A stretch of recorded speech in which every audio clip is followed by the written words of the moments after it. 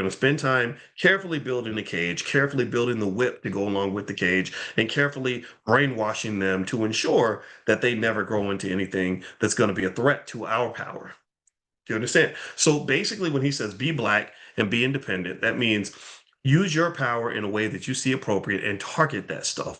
Target that. You get extra time, target that time to the things that matter to you. Target it to your kids, target it to your spouse, target it to your health, target it to your finances, target it to your future, target it to your investments, target it to all the things that matter to you. Don't just waste energy. Don't just waste power. I target all my I have intellectual power because I have a lot of education in the world of economics and the world of finance.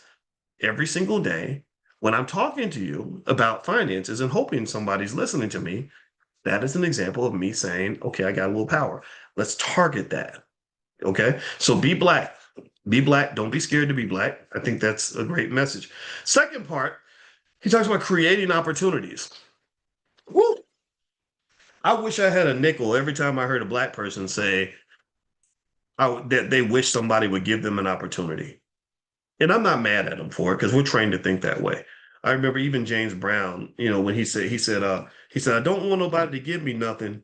Just open the door and I'll get it myself.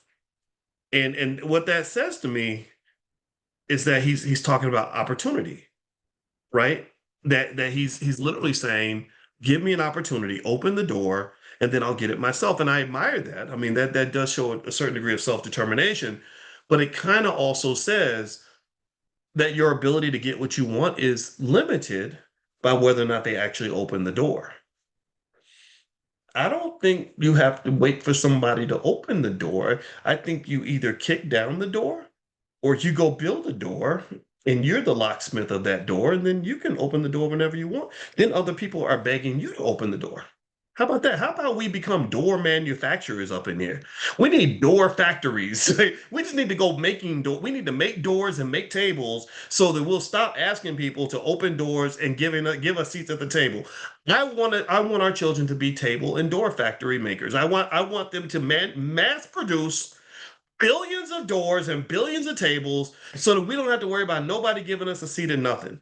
So when he talks about creating opportunity, what he's really doing, what Garvey is doing from the grave is he is giving you the blueprint on what is required to become an economic god.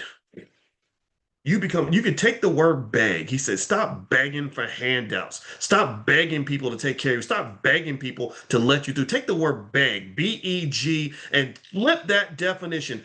Beg should stand for Black Economic God. So every day I'm going to come in here and I'm going to beg my ass off because at the end of the day, what I'm going to be and what you're going to be and what our kids are going to be is they're going to be Black Economic gods. So they're going to be begging their whole life, but it's going to be completely flipped. It's going to lead to real power, the real ability to shape their destiny, the real ability to decide what opportunities they're going to have. And this is a line of thinking.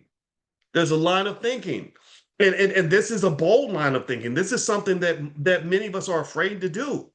Because we're gonna piss off white folks or old people, even black people are gonna be afraid of you. Sometimes that happens. I have a lot of black people that were afraid of me back in the day. Some still are.